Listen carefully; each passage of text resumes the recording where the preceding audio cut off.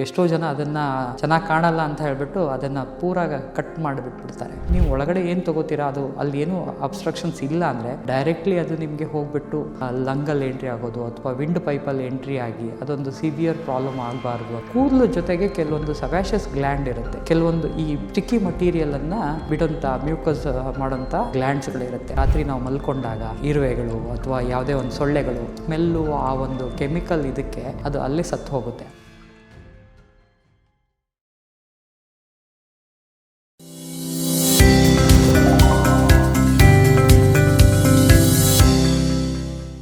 ನಮಸ್ಕಾರ, ನಾನು ನಿಮ್ಮ ಡಾಕ್ಟರ್ ಸಂದೀಪ್ ಬೆಣಕಲ್. ಸೊ ಎಲ್ಲರಿಗೂ ಒಂದು ಕ್ವಶನ್ ಇರುತ್ತೆ, ನನ್ನ ಮೂಗಲ್ಲಿ ಕೆಲವೊಂದು ಕೂದಲುಗಳಿದೆ, ಆ ಕೂದಲುಗಳು ಅನ್ವಾಂಟೆಡ್ಡಾ ಅಥವಾ ನೆಸೆಸಿಟಿನಾ ಅಂತ ತಿಳ್ಕೊಬೇಕು, ಕರೆಕ್ಟಾ? ಸೊ ಎಷ್ಟೋ ಜನ ಅದನ್ನು ಚೆನ್ನಾಗಿ ಕಾಣಲ್ಲ ಅಂತ ಹೇಳ್ಬಿಟ್ಟು ಅದನ್ನು ಪೂರಾಗ ಕಟ್ ಮಾಡಿಬಿಟ್ಬಿಡ್ತಾರೆ. ಭಗವಂತ ನನ್ನ ದೇಹದಲ್ಲಿ ಯಾವುದೇ ಏನೇ ಆರ್ಗನ್ ಕೊಟ್ಟರೆ ಅಥವಾ ಯಾವುದೇ ಒಂದು ಪಾರ್ಟ್ ಕೊಟ್ಟರೆ ಅದಕ್ಕೊಂದು ಬೇಕಾಗಿರೋಂಥ ಆರೋಗ್ಯ ಹಿನ್ನೆಲೆ ಕೊಟ್ಟಿರ್ತಾನೆ. ಅದು ನನ್ನ ದೇಹಕ್ಕೆ ಪ್ರೊಟೆಕ್ಟ್ ಮಾಡೋಂಥದ್ದು. ನೀವು ಬರೀ ಮೂಗಲ್ಲೇ ಒಂದಲ್ಲ, ಕಿವಿಯಲ್ಲೂ ಒಂದು ಕೂದಲುಗಳಿರುತ್ತೆ. ನೀವು ಬ್ಯಾಟ್ರಿ ಹಾಕಿ ನೋಡಿದಾಗ ನಿಮ್ಮ ಕಿವಿಯಲ್ಲಿ ಚಿಕ್ಕದು ಕೂದಲುಗಳಿರುತ್ತೆ. ಅಲ್ಲಿ ಕೆಲವೊಂದು ಈ ಗೊಗ್ಗೆಗಳು ಅಂತ ಹೇಳ್ತಾರೆ, ವ್ಯಾಕ್ಸ್ ಅಂತ ಹೇಳ್ತೀವಲ್ಲ, ಅದೆಲ್ಲದೂ ಬರೋದು ಸೈಂಟಿಫಿಕ್ ಆಗಿ ಅಥವಾ ಮೆಡಿಕಲಿ ಅದು ಬೇಕೇ ಬೇಕು ದೇಹಕ್ಕೆ. ಇವಾಗ ಫಸ್ಟು ಮೂಗಲ್ಲಿ ಕೂದಲು ಇದೆಯಲ್ಲ, ಅದು ಯಾಕೆ ಬೇಕು ಅಂತ ಯೋಚನೆ ಮಾಡಲ್ಲ.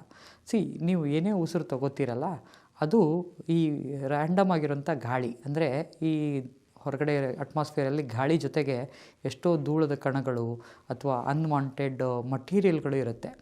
ಒಂದು ಫಿಸಿಕಲ್ ಫಿಲ್ಟರ್ ಅನ್ನೋದೇನಿದೆಯಲ್ಲ ಅದು ಫಸ್ಟ್ ಆಗುತ್ತೆ. ಯಾಕಂದರೆ ನೀವು ಒಳಗಡೆ ಏನು ತೊಗೋತೀರಾ ಅದು ಅಲ್ಲಿ ಏನು ಅಬ್ಸ್ಟ್ರಕ್ಷನ್ಸ್ ಇಲ್ಲ ಅಂದರೆ ಡೈರೆಕ್ಟ್ಲಿ ಅದು ನಿಮಗೆ ಹೋಗ್ಬಿಟ್ಟು ಲಂಗಲ್ಲಿ ಎಂಟ್ರಿ ಆಗೋದು ಅಥವಾ ವಿಂಡ್ ಪೈಪಲ್ಲಿ ಎಂಟ್ರಿ ಆಗಿ ಅದೊಂದು ಸಿವಿಯರ್ ಪ್ರಾಬ್ಲಮ್ ಆಗಬಾರ್ದು ಅಂತ ಹೇಳಿಬಿಟ್ಟು ಸೊ ಫಸ್ಟು ಅದು ಫಿಸಿಕಲ್ ಫಿಲ್ಟರ್ ಅಂತ ಏನು ಹೇಳ್ತೀವಲ್ಲ, ಆ ಫಿಸಿಕಲ್ ಫಿಲ್ಟರ್ ಆಗೋದಕ್ಕೇ ಅದು ಕೂದಲುಗಳು ಅಲ್ಲಿ ಅಡ್ಡ ಆಗಿರುತ್ತೆ. ಸೊ ಹಾಗಾಗಿ ಆ ಫಿಸಿಕಲ್ ಫಿಲ್ಟರ್ ಆಗಿ ಒಳಗಡೆ ಗಾಳಿ ಹೋದಾಗ ಎಷ್ಟೋ ಮೈನ್ಯೂಟ್ ಪಾರ್ಟಿಕಲ್ಸ್ಗಳು ಹೋಗುತ್ತೆ. ಅದನ್ನು ಡಿಸಾಲ್ವ್ ಮಾಡೋದಕ್ಕೆ ಮತ್ತೆ ನನ್ನ ದೇಹದಲ್ಲಿ ಬೇರೆ ರೀತಿ ಸಿಸ್ಟಮ್ ಇದೆ. ಬಟ್ ಮೇಜರಾಗಿ ಒಂದು ಏನೋ ಫಿಸಿಕಲ್ಲು ದೊಡ್ಡದು ಪಾರ್ಟಿಕಲ್ಲು ಇರುತ್ತಲ್ಲ, ಅದು ಒಳಗಡೆ ಹೋಗಲಾರ್ದಂಗೆ ಅದು ತಡ್ಕೊಳ್ಳೋದು. ಆಮೇಲೆ ಅದ್ರ ಜೊತೆಗೆ ಆ ಕೂದಲು ಜೊತೆಗೆ ಕೆಲವೊಂದು ಸಬ್ಯಾಷಸ್ ಗ್ಲ್ಯಾಂಡ್ ಇರುತ್ತೆ. ಅಂದರೆ ಅಲ್ಲಿ ಕೆಲವೊಂದು ಈ ಸ್ಟಿಕ್ಕಿ ಮಟೀರಿಯಲನ್ನು ಬಿಡೋಂಥ ಮ್ಯೂಕಸ್ ಮಾಡೋಂಥ ಗ್ಲ್ಯಾಂಡ್ಸ್ಗಳಿರುತ್ತೆ. ಅದರಿಂದ ಏನಾಗುತ್ತೆ, ನಿಮ್ಮ ಇದರಲ್ಲಿರೋಂಥ ಮೂಗಿನಲ್ಲಿರೋಂಥ ವಾತಾವರಣ ತೇವ ಆಗ್ತದೆ.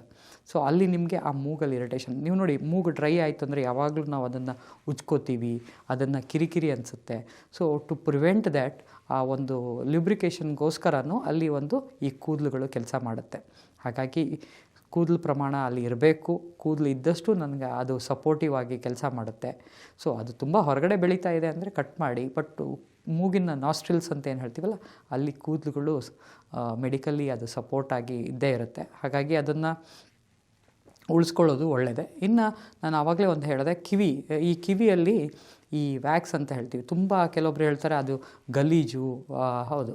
ಸೊ ಅದು ಆ ಸ್ಮೆಲ್ಲು, ಆ ಒಂದು ಸ್ಟಿಕ್ಕಿನೆಸ್ ಏನಾಗುತ್ತೆ, ಈ ಕಿವಿಯಲ್ಲಿ ಅನ್ವಾಂಟೆಡ್, ಈ ರಾತ್ರಿ ನಾವು ಮಲ್ಕೊಂಡಾಗ ಯಾವುದೇ ಒಂದು ಚಿಕ್ಕದು ಜೀವಿ ಅಥವಾ ಈ ಇರುವೆಗಳು ಅಥವಾ ಯಾವುದೇ ಒಂದು ಸೊಳ್ಳೆಗಳು ಕಿವಿಯಲ್ಲಿ ಹೋದಾಗ ಅದು ನನ್ನ ತಮಟೆ ಅಂತ ಹೇಳ್ತೀವಲ್ಲ, ಆ ತಮಟೆಗಳನ್ನು ಡ್ಯಾಮೇಜ್ ಮಾಡಬಾರ್ದು ಅಂತ ಹೇಳಿ ಆ ಒಂದು ವ್ಯಾಕ್ಸು ದೇವರು ನ್ಯಾಚುರಲ್ ಆಗಿ ಕೊಟ್ಟಿರೋಂಥ ಇದು ಫಿನಾಮಿನಾ. ಆ ವ್ಯಾಕ್ಸಿಗೋಸ್ಕರ ಅಥವಾ ಇರುವೆ ಏನಾದರೂ ಹೋದರೆ ಆ ಸ್ಮೆಲ್ಲು, ಆ ಒಂದು ಕೆಮಿಕಲ್ ಇದಕ್ಕೆ ಅದು ಅಲ್ಲೇ ಸತ್ತು ಹೋಗುತ್ತೆ, ಅಂದರೆ ಅದ್ರ ಮುಂದೆ ಹೋಗಲ್ಲ. ಸೊ ಹಾಗಾಗಿ ಸ್ವಲ್ಪ ಪ್ರಮಾಣದಲ್ಲಿ ನಿಮಗೆ ಕಿವಿಯಲ್ಲಿ ಆ ವ್ಯಾಕ್ಸ್ ಇರಬೇಕು. ತುಂಬ ಇದ್ದರೆ ಅದನ್ನು ಕ್ಲೀನ್ ಮಾಡ್ಕೊಳ್ಳಿ. ಸ್ವಲ್ಪ ಪ್ರಮಾಣದಲ್ಲಿ ಆ ವ್ಯಾಕ್ಸ್ ಒಳ್ಳೆಯದೇ. ತುಂಬ ಆ ವ್ಯಾಕ್ಸ್ಲೆಸ್ ಕಿವಿನ ಇಟ್ಕೊಳ್ಳೋದು ಈ ಥರ ಅನ್ವಾಂಟೆಡ್ ಕಂಡೀಷನಲ್ಲಿ ಸಪೋರ್ಟಿಂಗ್ ಇರಲ್ಲ. ಸೊ ಹಾಗಾಗಿ ಒಂದು ಮೂಗು, ಒಂದು ಕಿವಿಯಲ್ಲಿ ನ್ಯಾಚುರಲ್ ಆಗಿರೋಂಥ ಈ ಎರಡು ಫಿನಾಮಿನನ್ಗಳನ್ನು ಒಂದು ಎಕ್ಸ್ಟೆಂಟಲ್ಲಿ ನಾವು ಮೇಂಟೈನ್ ಮಾಡೋದ್ರಿಂದ ನಮ್ಮ ಆರೋಗ್ಯಕ್ಕೆ ಒಳ್ಳೆಯದೇ. ತುಂಬ ಕಾಸ್ಮೆಟಿಕ್ ಇದರೆಲ್ಲ ತಲೆ ಇಟ್ಕೊಂಡು ಅದನ್ನು ಕ್ಲೀನ್ ಮಾಡೋದಾಯಿತು ಅಥವಾ ಅದನ್ನು ತುಂಬ ವಾಶೌಟ್ ಮಾಡ್ಕೊಂಡಿರೋದು ಒಳ್ಳೆಯದಲ್ಲ ಅಂತ ಹೇಳ್ಬೋದು.